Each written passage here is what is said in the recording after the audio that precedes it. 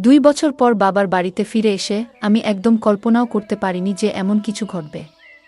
মায়ের অনুপস্থিতিতে আমরা 2 বোনই ছিলাম বাড়িতে। বাবা প্রতিদিন রাতে মদ্যপ অবস্থায় ফিরে আসতেন এবং ছোট বোনকে তার ঘরে নিয়ে যেতেন। এতদিন পর যখন আমি বাড়ি এলাম তখন বাবার আচরণে কিছুটা পরিবর্তন দেখলাম। তিনি মদ খেয়ে আমাকে তার ঘরে নিয়ে যাওয়ার চেষ্টা করছিলেন, আর আমি কিছুই বুঝতে পারছিলাম না আসলে কি হচ্ছে। তিনি কোনো কথা না বলেই আমাকে তার ঘরে নিয়ে। বন্ধুরা, আজকের গল্পটা অনেক বেশি স্পেশাল, তাই সবাই রেডি থাকো।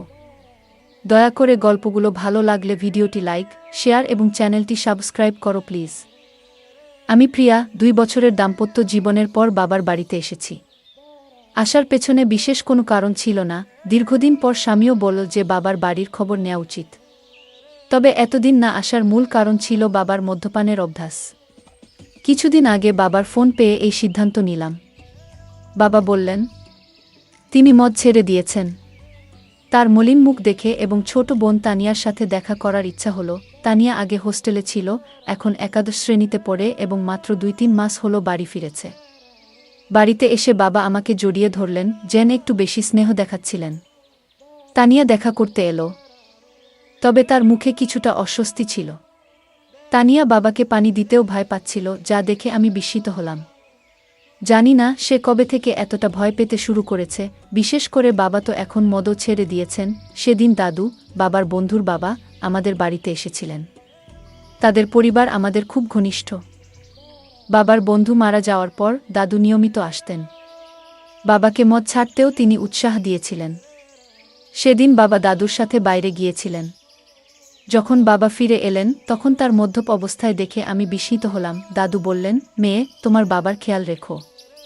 তাকে কতবার বলেছি মদ ছেড়ে দিতে, কিন্তু আজ সে মদ্যপানের কারণ হিসেবে বলল যে তার মেয়ে 2 বছর পর বাড়ি এসেছে। আসলেই তোমার বাবা খুব জটিল মানুষ। আমি যখন বাবাকে তার ঘরে পৌঁছে দিতে যাচ্ছিলাম তখন তিনি আমাকে এমনভাবে ধরে রাখলেন যেন আমি তার স্ত্রী।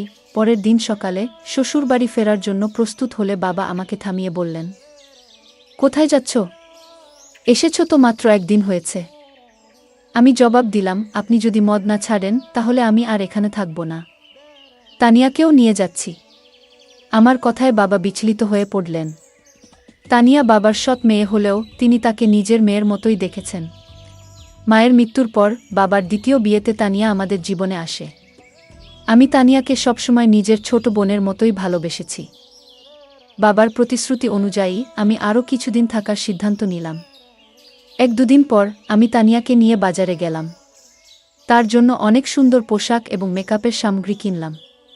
বাড়ি ফিরে আমি তানিয়াকে বললাম নতুন পোশাকগুলো পরে দেখতে। একটি পোশাক তাকে বিশেষ সুন্দর লাগছিল। আমি তাকে সাজতে বললাম, আর নতুন পোশাকে সে অপূর্ব লাগছিল। তার এই রূপের কিছু ছবি মোবাইলে তুলছিলাম। ঠিক তখনই বাবা বাড়ি ফিরে এলেন। বাবা তানিয়াকে দেখে মুগ্ধ হয়ে গেলেন। তিনি কাছে এসে তার কাঁধে হাত রেখে বললেন, আমার তানিয়া এখন অনেক বড় হয়ে গেছে, কত সুন্দর দেখাচ্ছে। তবে বাবার কথায় তানিয়া কোনো প্রতিক্রিয়া দিল না। মনে হচ্ছিল বাবার হাত তার কাঁধে রাখাটা সে একদমই সহ্য করতে পারছে না, আর সঙ্গে সঙ্গে সেখান থেকে সরে গেল। সেই রাতে আমি আর তানিয়া এক ঘরে শুয়েছিলাম। হঠাৎ ঘুমের মধ্যে দেখি তানিয়া কাঁদছে। প্রথমে ভাবলাম হয়তো কোনো দুঃস্বপ্ন দেখেছে, তাই ঘটনাটা এড়িয়ে গেলাম। কিন্তু কিছুদিন পর আবার দেখলাম একই ঘটনা, তানিয়া রাতে কাঁদছে। প্রতিদিন কি আর কেউ এত দুঃস্বপ্ন দেখে? তখন থেকেই আমার মনে সন্দেহ জাগতে লাগলো। সেই রাতেই তাকে জাগিয়ে জিজ্ঞেস করলাম, তানিয়া, কি হয়েছে? তুমি কেন কাঁদছো? সে বলল, কিছু না, হয়তো কোনো খারাপ স্বপ্ন দেখেছি। তার কথা শুনে আমারও ঘুম চলে গেল। কিছুক্ষণ আমি নৈশ বাতির আলোতে বসেছিলাম।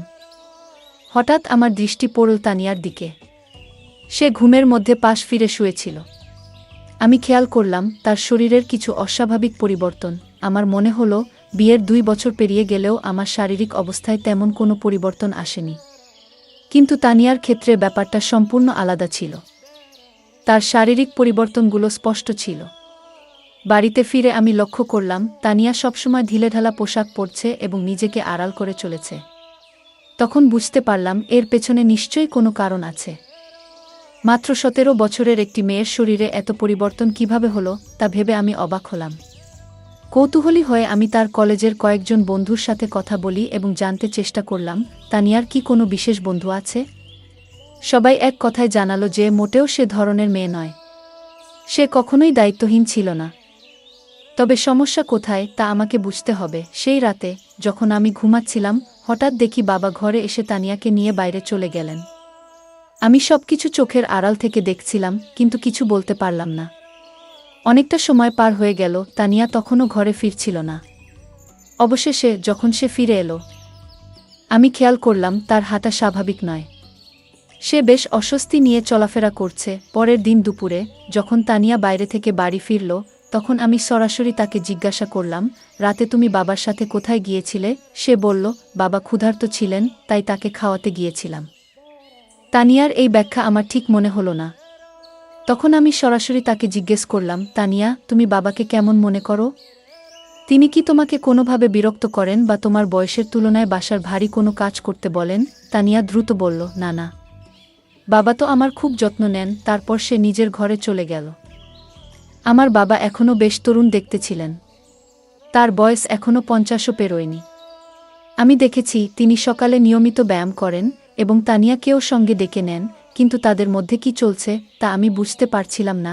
একদিন হঠাৎ আমার ননদ ফোন করলেন। তিনি তানিয়ার জন্য একটি সম্পর্কের প্রস্তাব নিয়ে কথা বললেন। আমি তাকে জানালাম যে তানিয়া মাত্র 17 বছরের মেয়ে। তখন তিনি বললেন, প্রস্তাবটি খুব ভালো, ছেলে প্রতিষ্ঠিত। নন্দের কথায় আমি ছেলের পরিবারের সাথে যোগাযোগ করলাম এবং তাদের বাড়িতে আমন্ত্রণ জানালাম।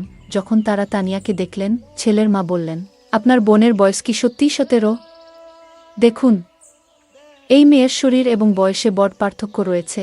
এমনকি ছেলের মা স্পষ্ট জানিয়ে দিলেন, কিন্তু ছেলের মা স্পষ্টভাবে বিয়ের প্রস্তাবটি ফিরিয়ে দিলেন, কারণ তাদের মনে হয়েছে তানিয়ার শারীরিক গঠন তার বয়সের তুলনায় অনেকটাই বেশি। আসলে আমাদের তেমন তাড়া ছিল না তার বিয়ের বিষয়ে।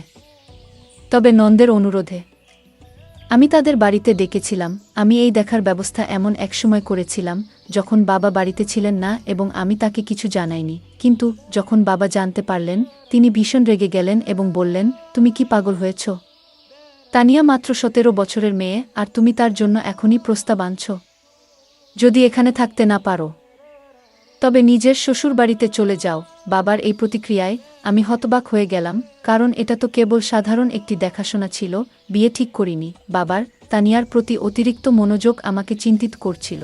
যদিও আমি সরাসরি কিছু সন্দেহ করিনি, তবে তাদের আচরণ আমাকে ক্রমশ সন্দেহজনক লাগতে শুরু করছিল। তানিয়াকে প্রায়ই বাবার পিছনে ঘুরতে দেখতাম। বাবা আমার সাথে এত রাগ করলেও আমি শ্বশুর বাড়ি যেতে চাচ্ছিলাম না। দাদাজি, যিনি আমাদের বাড়ি থেকে 2টি বাড়ি পড়ে থাকতেন, আমাদের মধ্যে এই সমস্যা লক্ষ্য করেছিলেন। তিনি বাবাকে বোঝানোর চেষ্টা করলেন, মেয়ের সাথে এমনভাবে কথা বলা উচিত নয়। কিন্তু বাবা কারো কথা শোনার মতো অবস্থায় ছিলেন না এবং রেগে নিজের ঘরে চলে গেলেন। তার পেছনেই তানিয়া এক গ্লাস পানি নিয়ে ঘরে ঢুকে গেল, যেন বাবার প্রতি তার অতিরিক্ত খেয়াল ছিল। দাদাজি আমাকে বললেন, প্রিয়া, যদি তোর বাবার এই আচরণ পছন্দ না হয়, তুই নিশ্চিন্তে শ্বশুর বাড়ি চলে যা। আমি এখানে দুজনেরই খেয়াল রাখব, কোনো চিন্তা করিস না। দাদাজি খুব দায়িত্বশীল মানুষ ছিলেন এবং সবসময় আমাদের বাড়ির খেয়াল রাখতেন। 2 দিন পর আমি শ্বশুরবাড়ি চলে গেলাম। সেখানে পৌঁছে দেখি আমার ননদ আগে থেকেই এসেছে। সে বলল, প্রিয়া, আমি তোকে শুধু একটা পরামর্শই দিয়েছিলাম। ওই পরিবার থেকে আমার কাছে ফোন এসেছিল। তারা বলেছে তোমার বোন সম্পর্কে আমাকে কিছু ভিন্ন কথা বলা হয়েছে। তিনি বললেন, মেয়েটি বিয়ের আগেই শরীরের অদ্ভুত পরিবর্তন করেছে। আমার শ্বশুরবাড়িতেও তানিয়ার শারীরিক পরিবর্তন নিয়ে কথা হচ্ছিল। এরপর ননদ আমাকে বললেন, প্রিয়া, রাগ করো না, তবে এখনও তোমার হাতে সময় আছে। তুমি এখনই ভালো কোনো পরিবারের সাথে তানিয়ার বিয়ের ব্যবস্থা করো, কারণ তার বয়স বাড়লে শরীরের পরিবর্তন আরও বেশি হবে। তখন তার জন্য উপযুক্ত পাত্র খুঁজে পাওয়া কঠিন হয়ে যাবে। নন্দের কথা সত্যিই ছিল। আমি তার কাছ থেকে আরও 4-5টি প্রস্তাবের যোগাযোগ নম্বর নিলাম এবং সরাসরি আমার বাবার বাড়িতে চলে গেলাম। সেখানে গিয়ে বাবাকে স্পষ্ট বললাম, আমি তানিয়ার জন্য সম্পর্ক দেখতে শুরু করেছি। বাবা এতে রেগে গেলেন, কিন্তু আমি তার রাগের পরোয়া করলাম না, কারণ আমি আমার বোনের ভবিষ্যৎ নিয়ে চিন্তিত ছিলাম। বাবা তর্ক করে বললেন, তানিয়ার বিয়ে হয়ে গেলেও আমি কিভাবে এই বাড়িতে একা থাকব? তোমার মা চলে যাওয়ার পর তানিয়া আমার জন্য মায়ের মতো হয়ে উঠেছে। বাবার কথা শুনে আমি কিছুটা বিরক্ত হয়ে বললাম, আপনার স্ত্রীর মতো বলতে চান? মানে সে খুব যত্নশীল। তিনি সঙ্গে সঙ্গে কথা ঠিক করে বললেন, মানে সে আমার খুব খেয়াল রাখে। তার বিয়ের পর আমার দেখাশোনা কে করবে? আমি বাবাকে বললাম, আপনার পেনশন তো আসে, আপনি একজন সেবিকা রাখতে পারেন যিনি 2-4 ঘন্টা আপনার যত্ন নেবেন। আসলে বাবাকে বোঝানোর প্রয়োজন ছিল না, কারণ তানিয়া সবসময় আমার কথা শুনত। আমার দেখা 4-5টি সম্পর্কের মধ্যে একটি পরিবার তানিয়াকে পছন্দ করেছিল। সেই পরিবার আমাদের শহরেই ছিল এবং ছেলেটি একটি বড় কোম্পানিতে চাকরি করত। তানিয়ার 18 বছর হতে এখনও 8 মাস বাকি ছিল, তবে আমি কাউকে কিছু না জানিয়ে সেই সম্পর্কটি ঠিক করে দিলাম এবং দ্রুত তার বিয়ে দিয়ে দিলাম। তানিয়ার বিয়ে হয়ে যাওয়ায় আমি আবার নিজের মনে শান্তি পেলাম। হ্যাঁ, কিন্তু আমি যেমনটা ভেবেছিলাম তেমন কিছুই হয়নি। বিয়ের প্রথম রাতের পরেই দ্বিতীয় দিনেই তানিয়া বাড়ি ফিরে এসেছিল। তার স্বামী রাগ করে তাকে বাড়িতে রেখে চলে গিয়েছিল, আর তানিয়াও কাঁদছিল। আমি তাকে জিজ্ঞাসা করলাম, তানিয়া, মাত্র একদিনেই এমন কি ঘটল শ্বশুরবাড়িতে যে তোমার স্বামী এত রেগে গিয়ে তোমাকে এখানে রেখে দিল? তখন সে বলল, আমি ওর সাথে থাকতে পারবো না। তানিয়া সঠিকভাবে কিছু বলতে চাইছিল না, তাই আমি তার স্বামীকে ফোন করলাম এবং জিজ্ঞেস করলাম কেন সে তানিয়াকে তার বাপের বাড়িতে রেখে দিল। তখন তার স্বামী বলল, তোমার তানিয়া প্রথম রাতেই কিছু অশোভন কথা বলেছে। যখন আমি তার কাছে গিয়েছিলাম সে বলল, আমি তোমার সাথে মানিয়ে নিতে পারবো না, আমি শুধুমাত্র আমার বাবার সাথে অভ্যস্ত। মাত্র 7 বছরের একটি মেয়ে এমন কিছু বলবে, তা শুনে আমার কাছে অদ্ভুত লেগেছে। এছাড়াও আমরা জেনেছি যে তানিয়া গত কয়েক মাস ধরে তার বাবার সাথে একা বাস করছে। কিন্তু ব্যাপারটা এখানেই শেষ নয়। সে তার আসল বাবা নন। তুমি যেটা ভালো মনে করো সেটা করো, কিন্তু আমি তাকে আমার বাড়িতে ফিরিয়ে নিতে পারবো না। তানিয়া কেন এমন পাগলামি করল কিছুই বুঝতে পারছিলাম না। নিজের মেয়েকে বিয়ের দ্বিতীয় দিনেই বাড়িতে ফিরে আসতে দেখে আশ্চর্যজনকভাবে তার বাবা একটুও চিন্তিত ছিলেন না, বরং তিনি অনেক খুশি ছিলেন। গত কয়েকদিন ধরে তিনি রাতে তানিয়াকে তার ঘরে ডাকতেন এবং বসাতেন। কিছুদিন পর আমার সামনেই তিনি তানিয়ার জন্য কিছু পোশাক কিনেছিলেন, যা তার দেহের মাপে যথেষ্ট ছোট ছিল। তখন তানিয়া সেই পোশাকগুলো পরেনি, কিন্তু রবিবার আমি যখন আমার বান্ধবীর বাড়ি গিয়েছিলাম সেখান থেকে ফিরে এসে আমি দেখলাম যে তানিয়া সেই ছোট পোশাক পরে বাড়ির মধ্যে ঘুরে বেড়াচ্ছে। আমার চোখ অবাক হয়ে গিয়েছিল, কারণ সে তার বাবার সামনে ছোট পোশাক পরে হাঁটছিল। বাবা যেভাবে তাকে দেখছিলেন সেটা দেখে আমি সাথে সাথেই তানিয়ার হাত ধরে তাকে আমার ঘরে নিয়ে গেলাম এবং বললাম, তানিয়া, এখন তুমি আর ছোট নেই, একবার নিজেকে আয়নায় দেখো। বাবা সামনে এমন ছোট পোশাক পরে ঘুরে বেড়ানো ঠিক নয়। তানিয়া আমার কথাগুলো শান্তভাবে শুনল, কিন্তু কোনো উত্তর দিল না। সেদিন রাতে আমি ঘুমাচ্ছিলাম, তখন হঠাৎ আমার মনে হলো যেন কেউ আমাকে ধাক্কা দিয়েছে। ঘুম ভেঙে দেখি পাশে তানিয়া নেই। আমি তাকিয়ে দেখলাম সে ঘর থেকে বাইরে যাচ্ছিল। আমি তার পেছনে পেছনে গেলাম এবং দেখলাম সে বাবার ঘরের সামনে দাঁড়িয়ে আছে। আমি পেছন থেকে ডাকলাম, তানিয়া, এত রাতে কোথায় যাচ্ছ? কিন্তু সে আমার কথার কোনো উত্তর দিল না, এমনকি আমার দিকে তাকালো না। আমি তার সামনে এসে দাঁড়ালাম এবং তখন বুঝলাম তানিয়া আসলে ঘুমের মধ্যে হাঁটছিল। পরের দিন সকালে আমি তাকে জিজ্ঞেস করলাম, তানিয়া, তোমার কি ঘুমের মধ্যে হাঁটার সমস্যা আছে? সে বলল, আমারও ঠিক জানা নেই, আমি রাতে ঘুমের মধ্যে হাঁটি, কিন্তু কিছুই মনে থাকে না। আমরা যখন কথা বলছিলাম তখন আমার স্বামীর ফোন এলো। তিনি কয়েকদিনের মধ্যে আমাকে নিয়ে যেতে আসবেন বলে জানালেন। তানিয়া এই কথোপকথন শুনে আমাকে যেতে দিতে একদম রাজি ছিল না। ঠিক সেই মুহূর্তে দাদু সেখানে এসে হাজির হলেন। 7 বছর বয়স হলেও দাদু এখনও বেশ শক্তিশালী ছিলেন। আমাদের কথাবার্তা অনেকেই শুনছিল। দাদু তানিয়াকে বললেন, তুমি শ্বশুরবাড়িতে থাকতে চাও না, কিন্তু তোমার বড় বোন তোমার মতো নয়, তার অনেক দায়িত্ব আছে। বাপের বাড়ি মেয়েদের জন্য অল্প সময়ের জায়গা, তাকে তার দায়িত্ব পালন করতে হবে, তাকে বাধা দিও না। দাদু তানিয়ার কাঁধে হাত রেখে কথা বলছিলেন, কিন্তু হঠাৎ তানিয়া দাদুর হাত ঝেড়ে ফেল এবং বলল, আমাকে অযথা উপদেশ দেবেন না, সে আমার বোন, তার সাথে কি কথা বলতে হবে সেটা আমি নিজেই দেখে নেব। আপনি নিজের বিশ্বাসটা দেখুন। তানিয়ার এমন অদ্ভুত আচরণ আমারও ভালো লাগেনি। কয়েকদিন পর আমার স্বামী আমাকে নিতে আমার বাপের বাড়িতে এলো। তানিয়া তার জামাইয়ের কাছে কিছুদিনের জন্য বাড়িতে থাকার জেদ ধরল। আমার স্বামী ও তানিয়ার জেদ দেখে রাজি হয়ে গেলেন। আমার স্বামী আমাকে বলল, প্রিয়া, তুমি গত কয়েকদিন ধরে বাপের বাড়িতে আছো। এই সময়ে তোমার বোনের সাথে অনেক কিছু ঘটেছে। তুমি একবারও তার সাথে এ বিষয়ে কথা বলেছ? আমি বললাম, এ নিয়ে কথা বলার কি আছে? যা হচ্ছে সবই সে নিজের ইচ্ছেতে করছে। আমার কথা শুনে স্বামী শুধু মাথা নাড়ল, কিছু বলল না। সেদিন রাতে আমরা একসাথে ঘুমাতে গেলাম, আর তানিয়া তার বাবার ঘরে ঘুমাচ্ছিল। পরের দিন আমরা সবাই ছোট্ট একটি ট্রিপে যাওয়ার পরিকল্পনা করেছিলাম। সকালে উঠে দেখলাম তানিয়া বাবার ঘর থেকে বের হয়নি। আমি বাবাকে জিজ্ঞেস করলাম, তানিয়া কোথায়? বাবা বলল, বাড়ির মধ্যে কোথাও আছে। তাকে খুঁজতে খুঁজতে আমি ছাদে গেলাম। সেখানে দেখলাম তানিয়া এক কোণে বসে কাঁদছে এবং বারবার তার পেট চেপে ধরছে। আমি বললাম, তানিয়া, তোমার কি পেট ব্যথা করছে? তুমি এখানে একা বসে আছো কেন? সে কোনো উত্তর দিতে চাচ্ছিল না। আমি আবার বললাম, তানিয়া, তুমি তো তোমার জামাইকে এখানে থাকার জন্য জেদ করেছিলে। তোমার জামাই পুরো ট্রিপের আয়োজন করেছে, আমরা বাইরে ঘুরতে যাচ্ছি, আর তুমি এখানে কাঁদছো। ঠিক করে বলো, কি হয়েছে তোমার? আমি যখন কথা বলছিলাম, হঠাৎ তানিয়া আমাকে জড়িয়ে ধরে আরও জোরে কাঁদতে শুরু করল। সে বলল, দিদি, আমি কোথাও যেতে চাই না। তুমি বাবাকে নিয়ে যাও। আজ আমি আমার স্বামীকে ভীষণ মিস করছি। তানিয়া হঠাৎ করে তার স্বামীকে কেন এত মনে পড়ছে সেটা আমি বুঝতে পারছিলাম না। আমি তানিয়ার কথা কিছুতেই বুঝতে পারছিলাম না। তাই তাকে ঘরে নিয়ে এলাম। ঘরে এসে সে নিজের ঘরে ঢুকে চুপচাপ হয়ে গেল। তখন আমি বাবাকে বললাম, তানিয়ার শরীর হয়তো ভালো নেই, কাল তাকে নিয়ে বাইরে ঘুরতে যাব। বাবা সেদিন ছুটিতে ছিলেন, কিন্তু হঠাৎ মনে পড়ল জরুরি কিছু কাজ বাকি আছে। তিনি বললেন, তোমরা ঘুরতে যাও, আমি কাজে যাচ্ছি। বাবার আচরণ আমার কাছে অদ্ভুত লাগল। তিনি বাড়িতে থাকার কথা বলেছিলেন, অথচ এখন কাজের অজুহাত দিচ্ছেন। তানিয়া বলল, আমি যতই অসুস্থ থাকি, তোমাদের সাথে বাইরে যাব। আমি জানতাম তার শরীর ভালো নেই, তাই বললাম, আজ তুমি বিশ্রাম করো, কাল আমরা বাইরে যাব। পরে বাবা আর তানিয়া আমাদের সাথে বাইরে গেলেন না।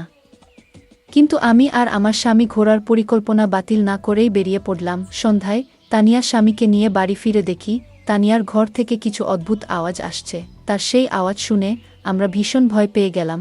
আমরা দৌড়ে তার ঘরের কাছে গেলাম, কিন্তু ঘরের দরজা ভেতর থেকে বন্ধ ছিল।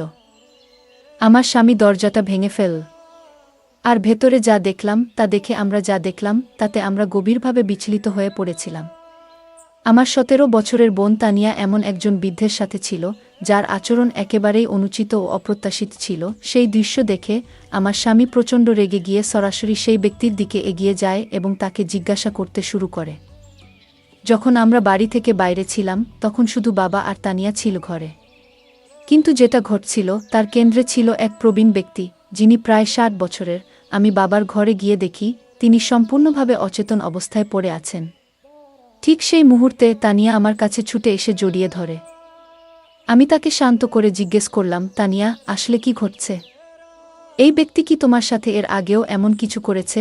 তানিয়া চোখ মুছতে মুছতে বলল, হ্যাঁ দিদি, দাদু অনেকবার আমার প্রতি অন্যায় আচরণ করেছে। এমনকি গতকাল রাতেও তার আচরণ খুবই খারাপ ছিল। দাদু বাবাকে কিছু টাকা ঋণ দিয়েছিলেন, কারণ বাবার বাজে অভ্যাসের জন্য আমাদের বাড়িটা প্রায় বিক্রি হওয়ার পথে ছিল। তখন দাদু আমাদের সাহায্য করেছিলেন। বাবা সেই ঋণ শোধ করতে না পারলে হয়তো আইনগত সমস্যায় পড়ে যেতেন। সে সময় আমি ভেবেছিলাম দাদু একজন ভালো মানুষ, কিন্তু পরে বুঝতে পারলাম তার আসল চেহারা অন্যরকম। দাদু প্রায়ই বাড়িতে এসে বাবার সাথে মদ খেতেন, আর বাবা ঘুমিয়ে পড়লে আমাকে অত্যাচার করতেন। গতকালও একইভাবে আমাকে হুমকি দিয়ে বললেন, কাউকে বললে বাবাকে জেলে পাঠাবো। এতদিন এসব সহ্য করেছি, কিন্তু তোমাকে বলতে পারিনি। তুমি আমাকে সবসময় ভুল বুঝেছ, কখনো পাশে দাঁড়াওনি। বাবাকেও কিছু বলতে পারিনি, কারণ তিনি বারবার মদের মধ্যে ডুবে যেতেন। বাবাও সবসময় আমার সাথে রাগ করতেন, আর আমি কিছুই করতে পারতাম না। বিয়ের পরও সেই বৃদ্ধ লোকটার কথা মনে পড়ত, যা আমাকে কষ্ট দিত। এজন্য রাতে ঘুমের মধ্যে অজান্তেই কিছু বলতাম, কখনো বাবার নামও বেরিয়ে আসত। আমার স্বামীও আমাকে বুঝতে পারেননি। বিয়ের দুদিন পরেই আমাকে বাপের বাড়ি রেখে চলে যান। তানিয়ার কথা শুনে আমার চোখে জল এলো। তার স্বামী ও দুলাভাইও কাঁদছিলেন। আমি তাকে না বুঝেই সবসময় রাগ দেখিয়েছি, বড় বোন হিসেবে আমার দায়িত্ব পালন করিনি। আমি তানিয়ার কাছে ক্ষমা চাইলাম। বাবা যখন সব জানলেন, তখন নিজেকে দোষী ভাবতে লাগলেন। মদের নেশায় তিনি আমাদের পরিবারকে বিপদে ফেলেছিলেন। আমি তানিয়াকে কিছুদিন নিজের কাছে রাখলাম। তার মানসিক অবস্থার উন্নতি হল। 1-8 বছর বয়সে তার স্বামী আবার তাকে বাড়ি নিয়ে গেল। অতীত মেনে নিলেও তানিয়ার সহ্য করা কষ্টের পূরণ আমাদের কারো পক্ষে সম্ভব ছিল না। আমরা সেই বৃদ্ধ লোকটাকে পুলিশের হাতে তুলে দিলাম এবং সে শাস্তি পেল, যা তার প্রাপ্ত ছিল। বন্ধুরা, বাচ্চাদের যত্ন ও ভালোবাসা গুরুত্বপূর্ণ। পরিবারের সবাই মিলে নিয়মিত কথা বলা ও নজর রাখা উচিত, যাতে তারা সুখী থাকে এবং কোনো চাপের মধ্যে না থাকে। গল্পটা কেমন লাগলো জানাতে ভুলবে না। আরও মজার মজার রোমান্টিক গল্প শুনতে চাইলে ভিডিওটি লাইক, শেয়ার এবং চ্যানেলটি সাবস্ক্রাইব করতে এবং বেল আইকনটি ক্লিক করতে ভুলবে না। ধন্যবাদ।